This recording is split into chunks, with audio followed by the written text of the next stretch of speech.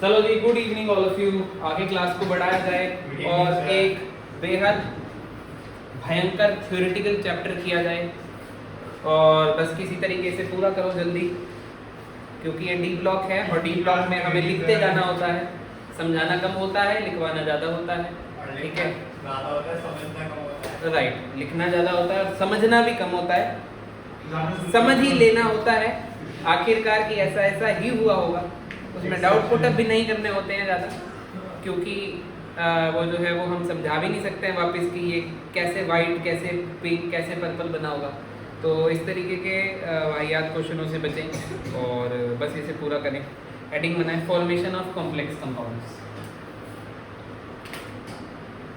Formation of complex compounds, ठीक है, formation of complex compounds. Marker जवाब दे चुका है, क्लास शुरू नहीं हुई है अभी, तो हेडिंग में डलवा के लिखवा देता हूँ खाली। फॉर्मेशन ऑफ कॉम्प्लेक्स कंपाउंड्स के अंदर क्या सीन है, लिखो इसके अंदर। आपको पता है डी ब्लॉक के एलिमेंट्स कॉम्प्लेक्सेस बनाते हैं, सबको ही पता है ये बात, तो क्योंकि हम कोऑर्डिनेशन कॉम्प्लेक्स देख चुके हैं। तो आप लिख लो ड्यू टू स्मॉल साइज। अब ऐसा क्यों करता है वो, आपको पेपर में क्या लिखना है, 1 नंबर का क्वेश्चन है, आ चुका है पहले भी। आंसर आएगा due to small size comma, due to small size comma D block metals, D block metals and cations due to small size comma d block metals and cations are good Lewis acids, are good Lewis acids and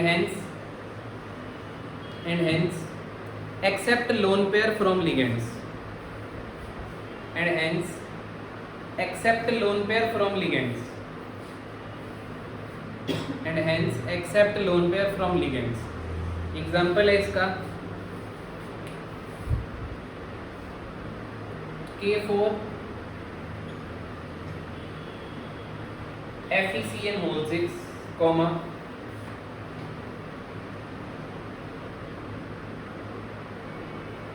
CONH3 whole 6 Cl3 comma etcetera etcetera etcetera. क्या ही example लिखवाते जाएंगे। आप सबने देखे हैं ये compounds, है ना, most famous compounds आपने देखे हैं। नेक्स्ट है अपने पास catalytic properties. Catalytic properties, catalyst कौन होते हैं, जो रिएक्शन में आते हैं, तेज करते हैं, निकल जाते हैं। डी ब्लॉक के एलिमेंट्स कैटलिस्ट का काम बेहद अच्छे से करते हैं। लिखिए इसका रीजन, रीजन जो है वो अगेन सीबीएसई का पार्ट है। लिखिए इसको, transition metals and their compounds. Heading बनाएं, catalytic properties, transition metals and their compounds are well known, and their compounds are well known for their catalyst abilities, for their catalyst abilities, which is due to their ability, which is due to their ability to adopt variable oxidation states, which is due to their ability to adopt variable oxidation states and to form complexes, to adopt variable oxidation states and to form complexes। क्या लिखवाया मैंने आप लोगों को, transition metal and their compounds are well known for their catalytic abilities, which is due to their ability to adopt variable oxidation, क्योंकि ये variable oxidation state show करते हैं, इस वजह से ये काफ़ी सारे कैटलिस्ट का काम कर सकते हैं। एग्जाम्पल दे देता हूँ मैं आप लोगों को, जैसे कि एग्जाम्पल आप लोग लिख लीजिए इसके अंदर, Fe+3 is a catalyst for oxidation of I- by persulphate. Persulphate क्या होता है, S2O8-2, ठीक है। अब ये कैसे होगा, ट्वाइस I- S2O8-2, एरो पे लिख दो catalyst Fe+3 I2 plus twice SO4-2। Sir यहाँ पे क्या रोल रहा होगा इसका, इसको एक बार एक्सप्लेन करने के लिए दो स्टेप की रिएक्शन कर रहा हूँ मैं। 2I माइनस में Fe+3 जब डला होगा तो I2 बना होगा और Fe+3 यहाँ पर खुद रिड्यूस हो गया होगा Fe+2 में। तो ये किसका काम कर रहा है, ऑक्सीडाइजिंग एजेंट का काम कर रहा है यहाँ पे। अब इस Fe+2 ने H2O8-2 जो यहाँ पे ये ऑक्सीडाइजिंग एजेंट का काम कर रहा है, इसको वापस से Fe+3 बना दिया होगा और ये निकाल दिया होगा। ठीक है, तो यहाँ पे देखो अगर आप इन दोनों को ऐड करते हो, इन दो रिएक्शन को ऐड करते हो तो यही बन जाएगा। और आप देख सकते हो कि Fe पहले डाला था और फिर लास्ट में निकल गया। कैटलिस्ट का काम कर रहा है, बस और कुछ नहीं है। ठीक है ना, रिएक्शंस आप लोग ध्यान रख सकते हो। और क्योंकि आपने पी ब्लॉक नहीं किया है तो बहुत सारी रिएक्शंस जो है वो आप बच चुके हो उससे। तो एक प्रोसेस आता है कॉन्टैक्ट प्रोसेस, बस आप इसको रट लेना। ये H2SO4 की प्रिपरेशन के लिए होता है और इसके अंदर जो कैटलिस्ट का इस्तेमाल होता है वो होता है V2O5 का, जो कि आपका पार्ट हो जाता है। ठीक है, हेबर्स प्रोसेस सबने सुना है, अमोनिया का preparation N2 plus thrice H2 gives twice NH3 reaction सुनी है ना? वही है, उसमें आयरन एज अ कैटलिस्ट का काम करता है। ऑस्टवर्ड्स प्रोसेस एक होता है, नाइट्रिक एसिड का प्रिपरेशन होता है, उसके अंदर प्लैटिनम कैटलिस्ट, और प्लैटिनम कैटलिस्ट तो हाइड्रोजनेशन वगैरह में भी होता है।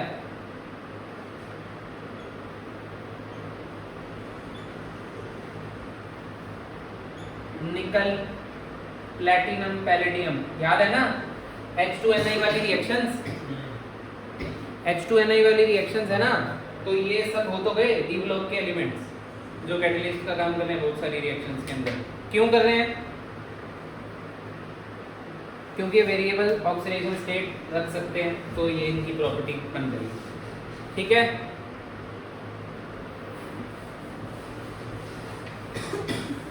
Then we have next topic, इसको नोट कर लो एक बार।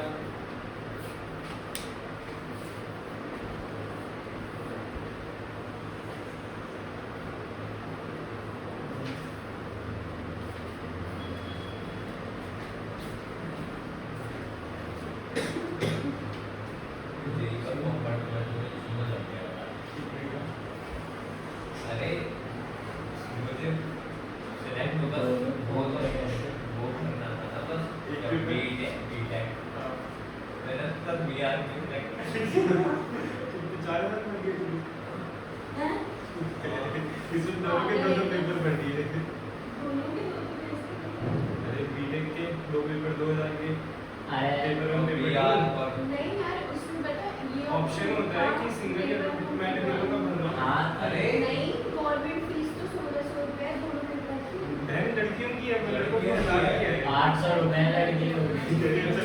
आवाज क्यों हो रही है इतनी? चलो आगे बढ़ते हैं, हेडिंग बना लो, हेडिंग बना लो जल्दी।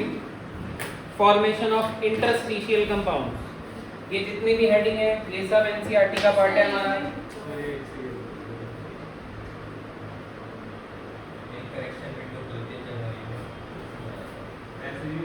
फॉर्मेशन ऑफ इंटरस्टिशियल कंपाउंड्स,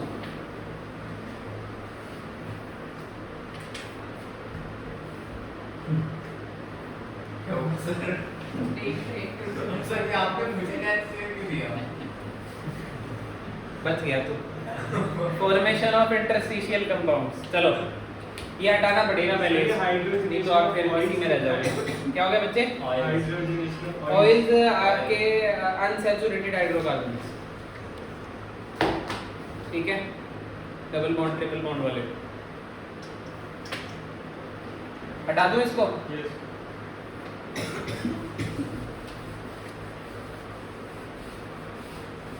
चलो देखो आगे। When a small sized atom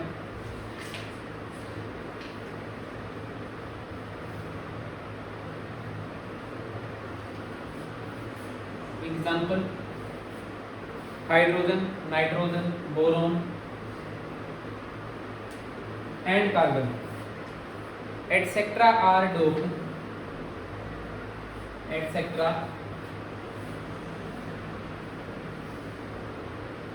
are doped into d block metals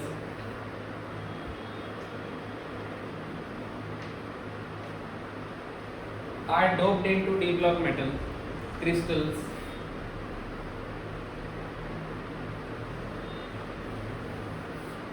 these small atoms occupy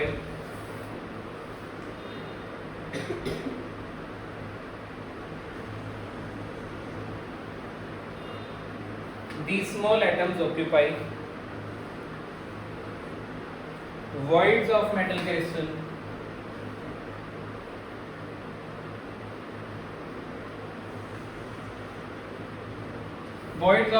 crystals forming interstitial compounds.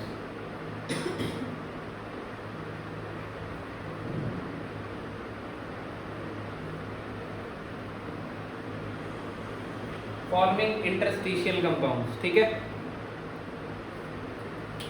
इनकी प्रॉपर्टीज लिख रहा हूं इंटरस्टिशियल कंपाउंड्स की. They are non स्टोइशियोमेट्रिक.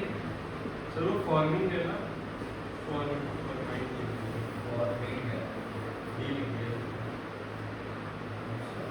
ठीक है, ध्यान से देख बेटा.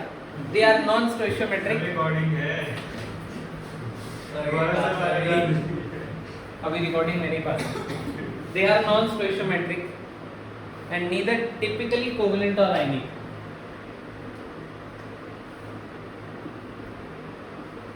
ठीक है, मतलब आपका कोई कंपाउंड है, उसके बीच में खाली जगह है, उस खाली जगह में ये छोटे छोटे भर चुके हैं अगर, तो उसका जो फॉर्मूला था पहले, अब वो थोड़ा सा चेंज हो जाएगा.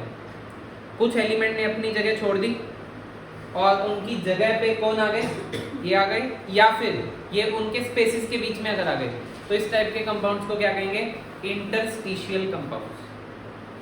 उसकी प्रॉपर्टी क्या हो जाएगी, नॉन स्टोइशियोमेट्रिक. मतलब जो पहले आपका 1:1 की बैलेंसिंग थी, वो अब 1:0.8 हो गया, लाइक इस तरीके से हो गया. ठीक है, नॉन स्टोइशियोमेट्रिक. स्टोइशियोमेट्री डिस्टर्ब हो गई उसकी. पहले परफेक्ट जो स्टोइशियोमेट्री थी 1:2 की, 1:3 की, वो खराब हो चुकी है. 1:2.5, 1:0.8 इस टाइप से कुछ. मतलब मैं एग्जांपल दे देता हूँ आप लोगों को. नाइट्रेट टिपिकली और आयनिक का मतलब क्या है यहाँ पे? सर ये एंड के बाद आइदर है, neither non stoichiometric and neither typically covalent और आयनिक. नीदर टिपिकली कोवेलेंट और आयनिक. ठीक है, या और भी मत लिखो, नीदर टिपिकली कोवेलेंट नॉर लिखो आयोनिक. ये थोड़ा सा सही बनी हुई है. तो कोवेलेंट और आयनिक से रहते नहीं है, बीच में ही कुछ हो जाता है इनका काम. एग्जांपल याद रख लो बस इसके. PIC, बड़ा मजा आया तुम्हें. MN4N, ठीक है, Fe3H, और जो मैं आपको एग्जांपल दे रहा था उस टाइप का है VH 0.56 एटसेट्रा. तो इस टाइप का कोई अगर आपको कंपाउंड दिखता है तो वो क्या हो जाएगा, इंटरस्टिशियल कंपाउंड हो जाएगा. Carbon steel is also an example of interstitial compound. Example लिख लो. कार्बन स्टील,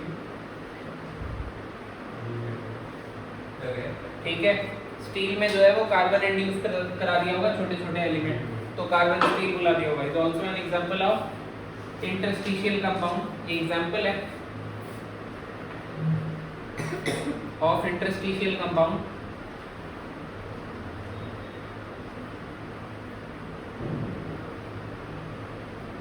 ठीक है, carbon atom occupy voids position in crystal of metallic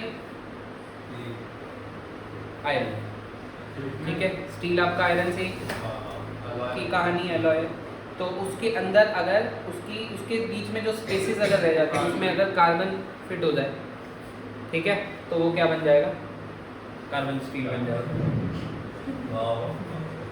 wow, alloy पे आ रहे हैं अभी. चलो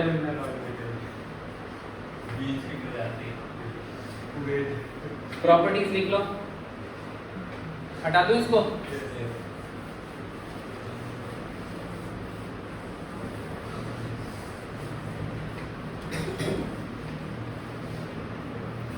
properties they have higher melting point, properties पे आ जाते हैं इसकी। दे हैव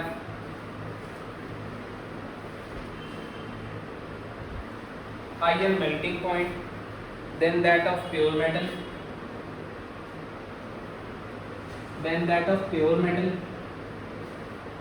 प्योर मेटल से ज़्यादा मेल्टिंग पॉइंट हो जाता है। They are very hard, they are very hard, some borides approach diamond in hardness, some borides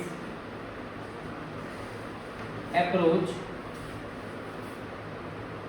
diamonds in hardness, ठीक है। दे रिटेन मेटालिक कंडक्टिविटी, सिर्फ ये नेचुरल तो नहीं होते ना, मैन मेड ही होते हैं ना। दे रिटेन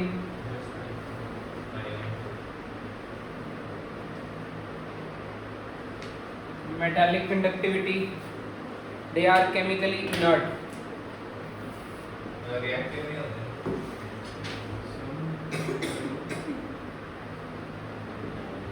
सिर्फ का फ्लेक्सिबल फॉर्म बहुत ही जबरदस्त है। चलो तभी तो बना रहे हैं। अरे तभी बना रहे हैं ना भाई, क्यों बनाएंगे खराब चीज को, वेले थोड़ी बैठे हैं। एक बार गलती से बन गया था। चलो आओ खराब चीज बनाते हैं, चलो आओ यूजलेस चीज का आविष्कार करते हैं। फिर सार्थक का नाम आ गया। बस तुम एक दूसरे का नाम लो, बाकी हम भगवान का नाम लेते हैं और आगे बढ़ते हैं। हटा दें इसको।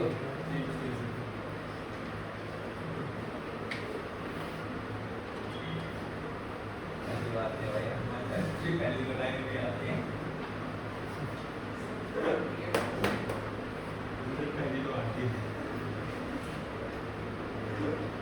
वो कह रहा मुझे आती है।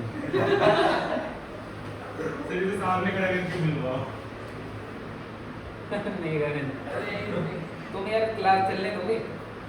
पहले बहुत ज्यादा बच्चे नहीं है, तुम जा रहे होगे, वो भी ना कुछ सिस्टम 35 हो जाए, कोई आ जाएगा और बाहर ही तो पेड़ तो बहुत मिलेगा।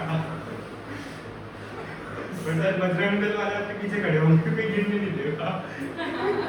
यार मुझे तो बहुत शाबाशी मिल जाएगी, मतलब लड़ने वाले कम होंगे। ये पिटेगा अगर जाके। चलो आ रहे हो, देखो हटा देते हैं।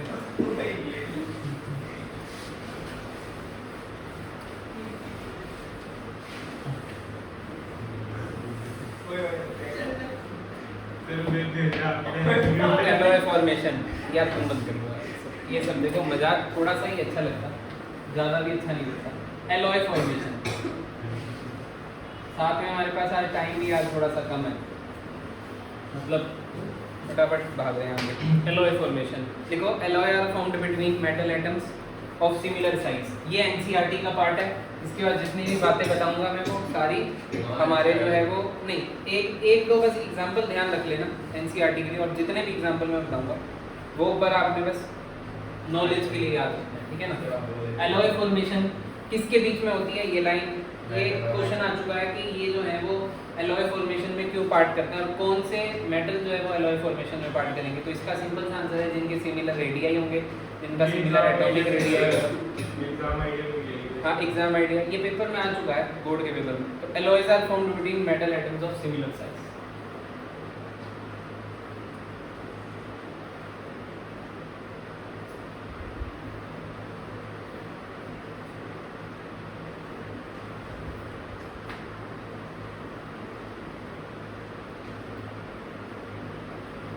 Alloys are formed between metal atoms of similar size, ठीक है। एग्जाम्पल लिखते चलो आप, या फिर एक शॉर्ट पॉइंट और लिख लो कि साइज डिफरेंस तो होगा, शुड नॉट एक्सीड, पर ठीक है 15%, ठीक है, ज्यादा फर्क ना हो। हाँ सिमिलर साइज नहीं होगा, एक आसपास होगा बस, और बहुत ज़्यादा फर्क हुआ तो फिर नहीं होगा। तो ब्रास है जैसे, इसका एलॉय कॉपर और जिंक का बचपन में पढ़ते होते हैं हम क्लास 9th-10th में, ठीक है। और जिसमें कॉपर का परसेंटेज जो होता है वो 60 to 80 होता है और जिंक का जो हो गया वो 20 to 40% हो गया, ठीक है। देन आपके पास इसके बाद ब्रॉन्ज है, कॉपर और टिन का, ठीक है ना, 90% 10%। 60 to 80% क्या है? परसेंटेज इनका भाई कितना कितना होगा। Gun metal copper plus tin plus zinc 87%, 10% कोई मालूम होगा तुम्हें, 3%। जर्मन सिल्वर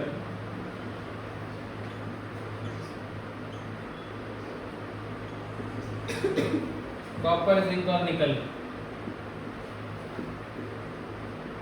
कॉपर जिंक निकल 50%, 25, ठीक है। Then we have bell metal,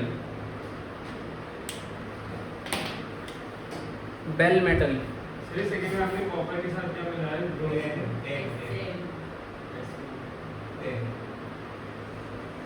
copper plus tin 80-20, ठीक है। कैनन बनती है इसकी, सर वे बताऊंगा। तेरे को नहीं पता, बता रहा हूँ मैं। सर अभी पता चलेगा, उससे पहले तो पता होगा। आज तो पिटेगा भाई क्लास के बाद, अभी टाइम नहीं है वरना क्लास नहीं लपेट देता तुमने बैच को।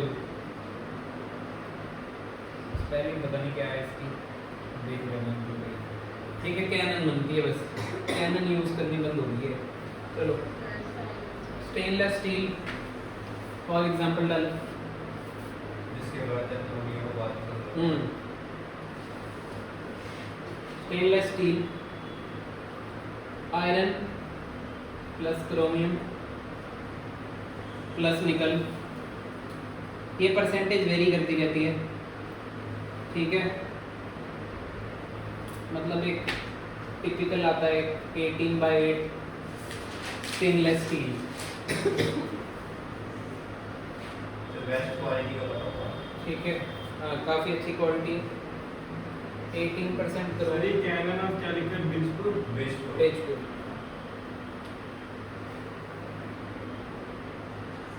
एड्रेस स्टाइल, ठीक है। नोट करते चलो लाइन से। सर आपका एक एलॉय एल्यूमिनियम का अपने पास, ऑब्स्टिकल आ रहा है। नहीं यहाँ इसमें नहीं, मुझे नहीं उस तेरे को कोई फर्क नहीं पड़ता ना, ठीक है। इधर देखो,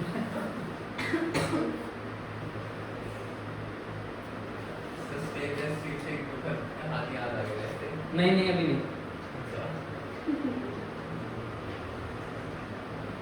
आज मैं पहली शॉप में हूँ, थोड़ा ना भर नहीं पा रहा, नुकसान ज्यादा हो गया। नुकसान बहुत हो गया। सर कोई बात नहीं, मेरे नुकसान बताओ यार। सर आज इसने बहुत मोटा नुकसान करा है। 2000 की जगह 4000 चुके हैं इसने।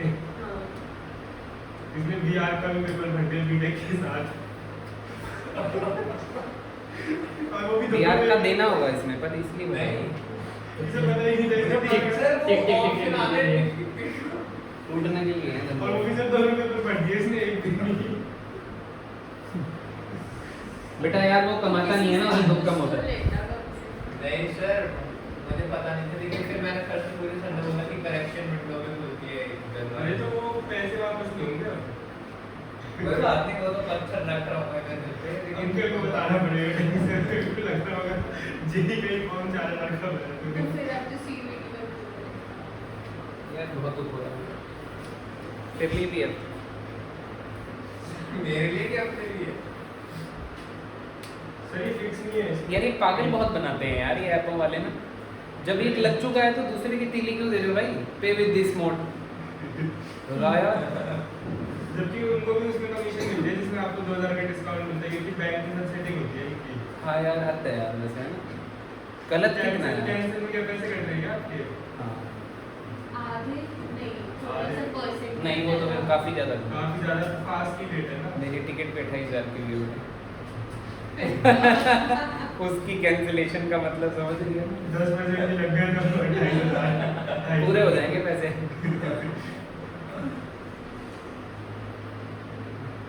सर दिवाली के दिन में जितने भी स्टेनलेस स्टील के बर्तन मिलते हैं ना, उनमें उठा के रख लेते हैं, आगे काम आएंगे तेरी दिन की शादी में। चलो चलो ऐसे नोट करो इसको। तो बाकी चेक करना सर, इसको ज़्यादा चलाने से नहीं। चिराग बता भाई, नोट हो गया? बाकियों का नोट हो गया? नोट ही करना है, ये तो कुछ नहीं है, एग्जाम्पल है।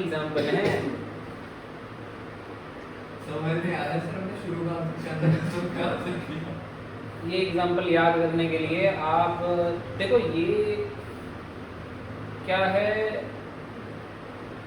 मुझे बहुत वॉलेटाइल टॉपिक है। मतलब वॉलेटिलिटी का मतलब पता है ना क्या होता है? गैस बन के उड़ जाता है। ऐसे ही ये टॉपिक जो है वो आप लोगों का धुआं बन के उड़ जाएगा। इस टाइप के टॉपिक को याद करने के लिए आपको हर हफ्ते कम से कम एक बार इस पे नज़र मारनी पड़ेगी। सर हफ्ते में दिन कितने होते हैं और टॉपिक ऐसे बहुत सारे हैं। हर हफ्ते भाई टाइम ऐसे थोड़ी इतना ज़्यादा नहीं देना इसको एक बार में, हर हफ्ते में थोड़ा थोड़ा सा टाइम देना। हाँ भाई ये ठीक है, ब्रास है, ब्रॉन्ज है, गन मेटल है, ऐसा नहीं है कि आपको रटना है, आपको देख के याद आ जाए, इतना भी हो जाए तो भी ठीक है। ठीक है, अरे ये तो आगे कुछ ये आपने ये दोनों आपने बचपन में देखे हैं। ये तो मेरी मेमोरी था। गन मेडल भी बताओ ऐसे। गन मेटल भी सर आपने सुना ठीक है। नहीं क्या था? गन मेटल तो इसका फेवरेट है। चलो चलो यार, तुम मुझे मत इंक्लूड करो इन बातों में। सर ये कर दिया आपने। Important compounds of D block. Important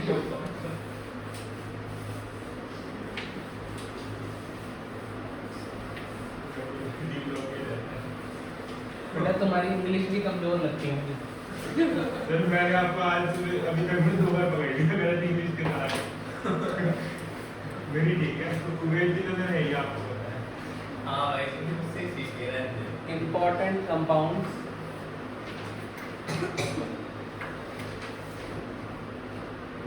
of D block. चलो देखो, अब जितने भी आप ये कंपाउंड्स करने वाले हो, ठीक है, कॉपर का, आयरन का और जिंक का, 3 मैं आपको करवाऊंगा कंपाउंड्स, और वो तीनों के तीनों एनसीईआरटी का पार्ट नहीं होंगे।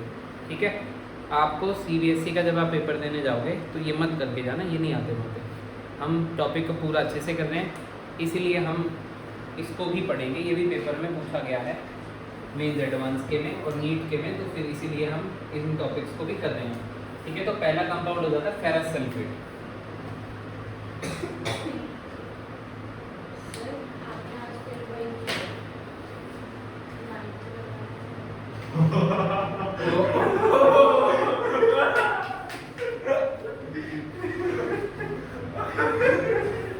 तेरे को शर्म नहीं आती?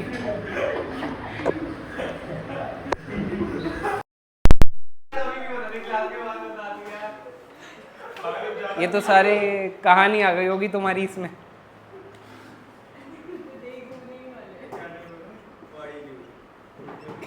फेरस सल्फेट, चलो चलो कोई बात नहीं। कुछ नहीं हुआ, कुछ नहीं हुआ। आप लगा के लगा। फेरस सल्फेट फिर आज आपका दिन खराब है। है, कुछ आज गड़बड़ है। कुवैत का खाया है। चलो चलो, FeSO4.7H2 फेरस सल्फेट, इसको ग्रीन विट्रॉल भी बोलते हैं। मार्कर एक नहीं काम कर रहा। सर वैसे आज मार्केट चलाना नहीं था, आज विश्वकर्मा डे है। अबे मार्कर नहीं चलाना है, मार्कर कोई मेटल है इडियट। सर लोग, सर फिजिक्स वाले सर ने तो छुट्टी करी है, इसलिए तो छुट्टी करी है। फिजिक्स वाले सर की आवाज़ आ रही है, क्या तुम्हारी छुट्टी है? नहीं हमारी क्लास हुई है सुबह कैसे वाले आज एक दिन की आवाज़ कि सर कह रहे थे कि छुट्टी होगी। नहीं नहीं, सुबह कर दी होगी ना सर कह रहे थे कि बेटा। टीचर्स का कुछ नहीं होता विश्वकर्मा डे पे, हमारे को तो कॉपी पेन से काम है, वो तो हम यूज़ कर रहे हैं ये सर सब। दो लोगों की चलो छुट्टी नहीं होती विश्वकर्मा डे पे, एक टीचर दूसरे बनिया। सब बच्चे बेटा चलो इधर देखो, बस करो। देखो ज़्यादा प्यार से नहीं समझा दिया मैंने तुम्हें? चलो डर लग रहा है सर। आज कुछ हो गया, आज मेरे दिमाग पे ना असर पड़ गया है उसका, डिस्काउंट कूपन का, जो लगा नहीं ना। सर मैं आपके लिए मदद करूँ।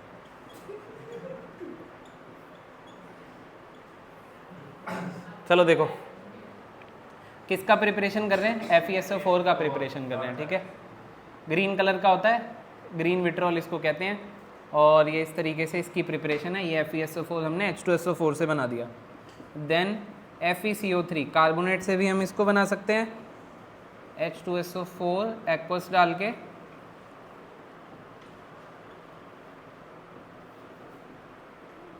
प्लस H2O प्लस CO2 इसमें से निकल जाएगी। और तीसरा आप इसको FeS से भी बना सकते हो, सल्फाइड से। अगेन इसमें H2SO4 एक्वस डाल दो और ये बनेगा FeSO4 plus H2O plus H2S, ये गैस इवॉल्व हो जाएगी। देन अपन इसको, ये इम्पॉर्टेंट हो जाती है, एक बार पूछी गई है, Fe2SO4 होल थ्राइस, अगर इसमें Fe रिड्यूसिंग एजेंट का काम करता है वो डाल दें हम, तो ये बनेगा थ्राइस FeSO4, ठीक है, इसको हीट करने पर। तो ये कुछ प्रिपरेशन हो गई हैं आपकी FeSO4 की, इसको आप लिख सकते हो। देन प्रॉपर्टीज़ के अंदर इसकी रिएक्शन आ जाएंगी, तो पहले इसे नोट कर लो, फिर प्रॉपर्टीज़ बता देते हैं।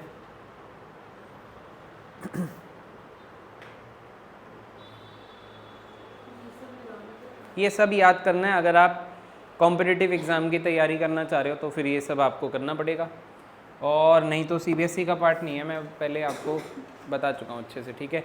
इवन मैं आने वाली पूरी एक क्लास में जो भी करवाऊँगा वो आपका CBSE का पार्ट, ठीक है, नहीं रहेगा, पर कॉम्पिटिटिव एग्ज़ाम की तैयारी आपको करनी है तो रहेगा। और ऐसा नहीं है कि पहले नहीं सुना होगा, पहले कुछ चीज़ें बहुत सारी ऐसी होंगी जो सुनी हुई होंगी। तो आयरन, कॉपर और जिंक के कंपाउंड्स इंपॉर्टेंट है हमारे लिए, तो हम वो सारे एक बार देख रहे हैं, ठीक है। यार ये बस हो गया है,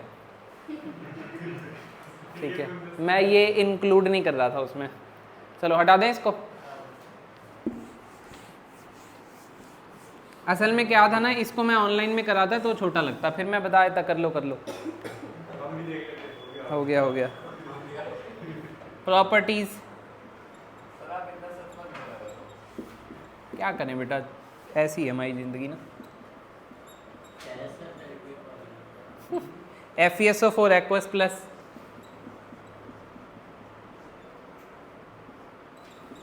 KCN aqueous gives K4FeCN whole 6, ठीक है।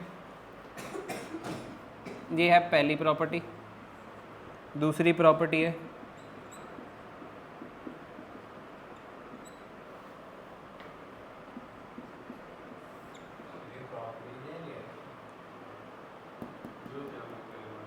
देखो, कंप्लीट लिखवाते हैं। 140 डिग्री सेल्सियस पर अगर आप करोगे तो ये केमिकल प्रॉपर्टीज़ है ना, पहले हमने इसको बनाया था, अब हम इसकी रिएक्शंस कर रहे हैं।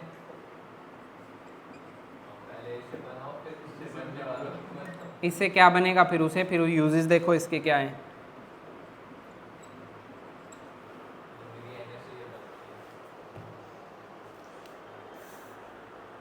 दम तोड़ते जा रहे हैं सारे मार्कर, 10 मार्कर पड़े हैं, इंक बस नहीं है हमारे पास आज में। आपको ही कंफ्यूजन होता रहेगा कौन से में इंक है। अरे इंक सब में डल जाएगी ना, आज है नहीं।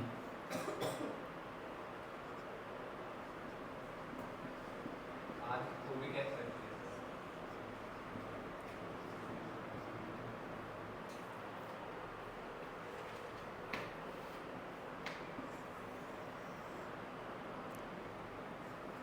ये रिएक्शन पे स्टार लगा लेना।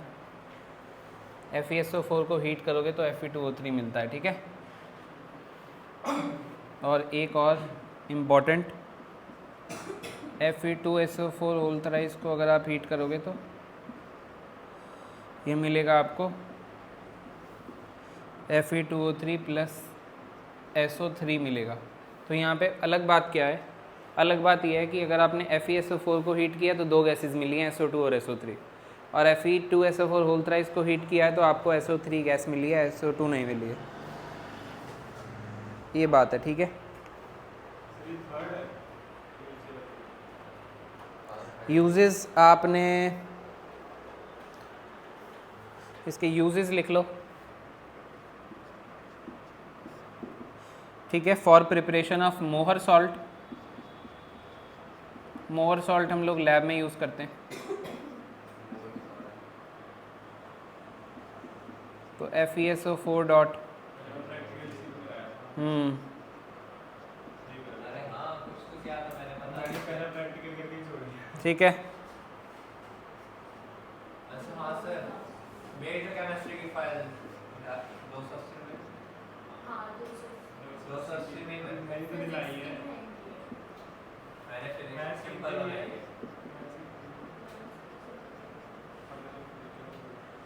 चलो बच्चों, then use to treat iron deficiency, ठीक है ना। करो, इसे नोट करो।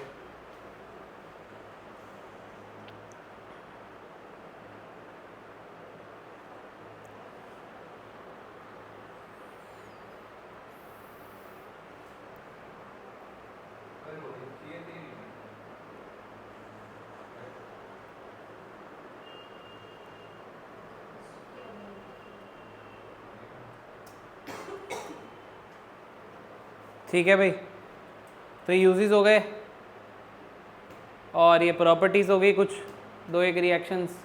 तो फेरस सल्फेट की प्रिपरेशन पहले करवा दी थी, तो 3 कहानी हो गई इसकी, ठीक है।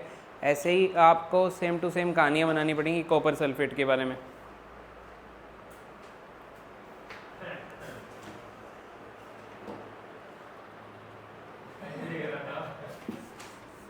ये ऐसे ही है भाई टॉपिक पूरा।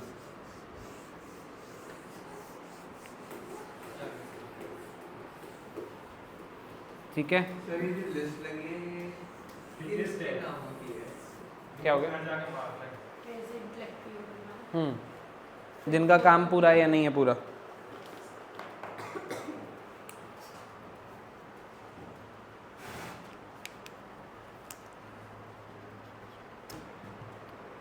चलो नेक्स्ट लिखो आप लोग, कॉपर सल्फेट।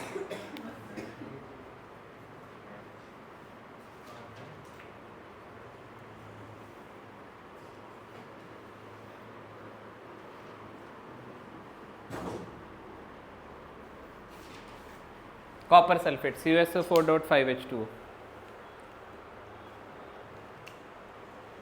इसको कहते हैं ब्लू विट्रॉयल।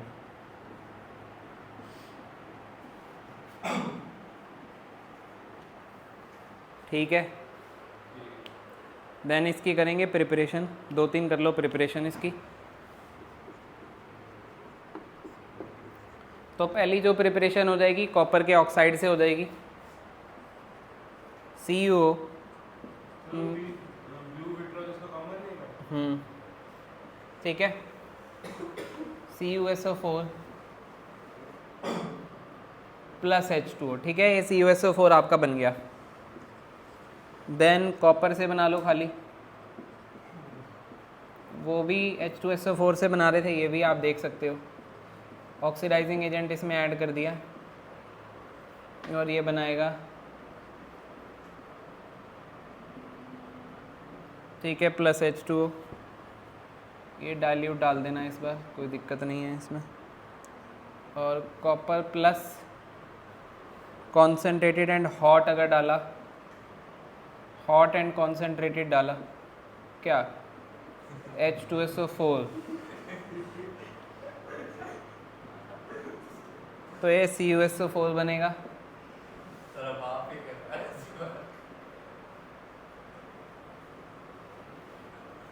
बेटा बहुत मारूंगा तुम्हें, ठीक है।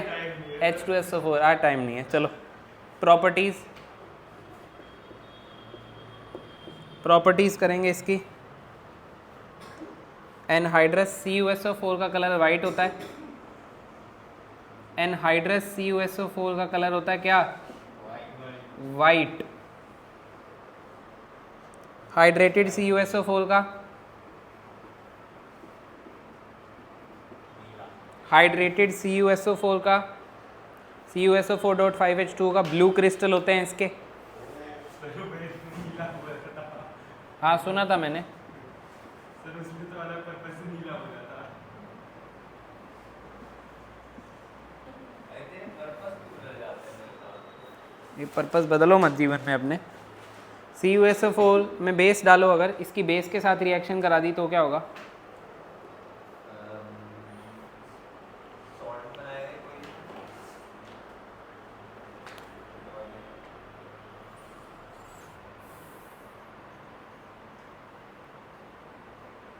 कोई। इसकी रिएक्शन करा दें अगर हम NaOH के साथ या फिर Na2CO3 के साथ, ये दोनों बेस हैं, ये बनाएगा CuOH वोल्टवाइज। प्रेसिपिटेट इसका ब्लू कलर का होगा, साथ में Na2SO4 या फिर Na2CO3, ठीक है। बेस्ड ऑन द आप इन दोनों में से क्या लेते हो वो बन जाएगा, ठीक है ना। ठीक है सर। देन अपने पास इसकी नेक्स्ट प्रॉपर्टी रहेगी, ये पहली मान लो, ये दूसरी मान लेते हैं, तीसरी प्रॉपर्टी रहेगी इसकी CuSO4 एक्वस प्लस इसको अगर आपने जिंक या आयरन की प्रेजेंस में मोर एक्टिव मेटल्स के साथ डाला तो ये कॉपर को हटा के खुद लग जाएंगे, ZnSO4 या फिर क्या बना देंगे, FeSO4 बना देंगे ठीक है सर, मान लिया मैंने। Plus copper solid. बेटा तूने मान लिया, मैं मारूंगा, ठीक है। झुक जा तू जरा, मैं मारकर बंद करता हूँ और फिर दूसरा खोलता हूँ। टाइम नहीं है आज।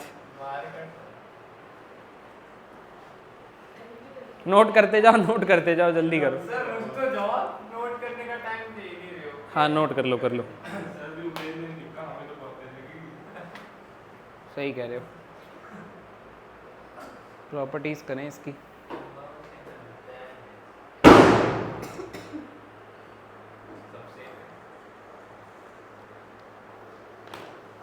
तो मेरे रिश्तेदारों को समझा के नहीं आता कि दाम वैसे।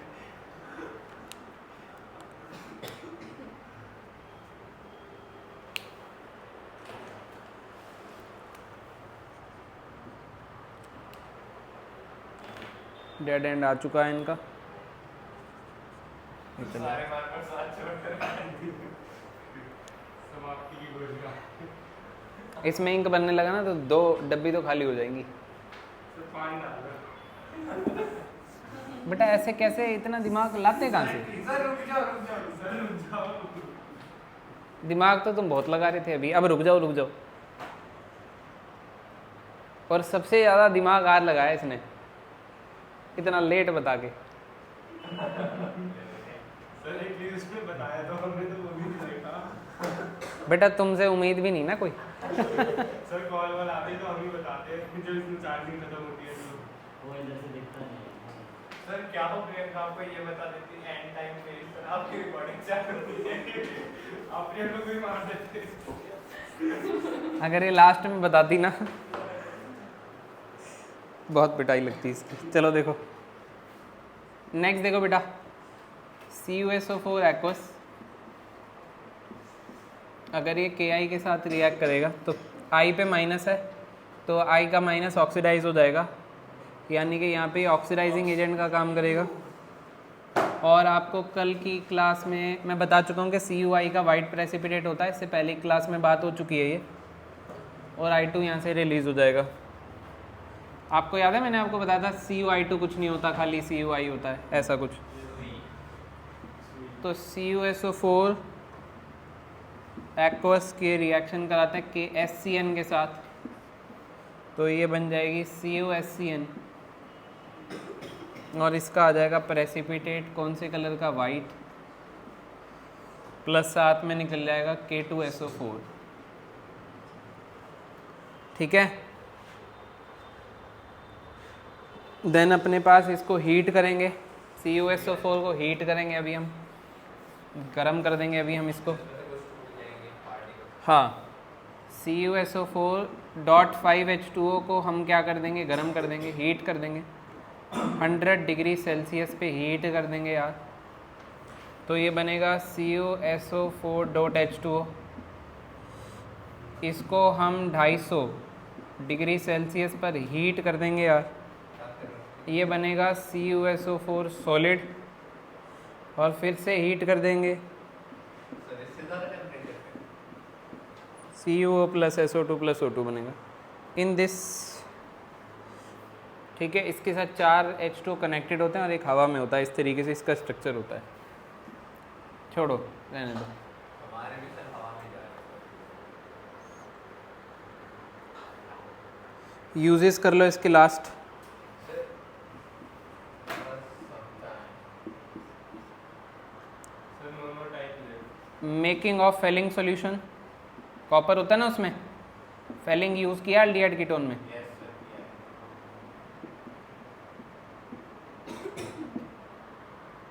फॉर इलेक्ट्रोप्लेटिंग, इलेक्ट्रोलिसिस में काम आता है। For making body aches mixture,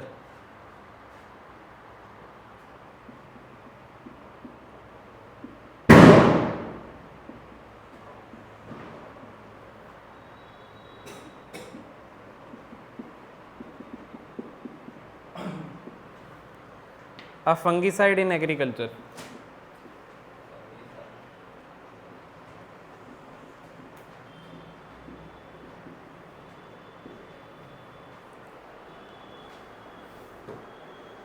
ठीक है, तो ये आपका समाप्त हुआ क्या, कॉपर सल्फेट की कहानी। और आगे करेंगे जिंक के कंपाउंड्स। तो अभी के लिए इतना ही।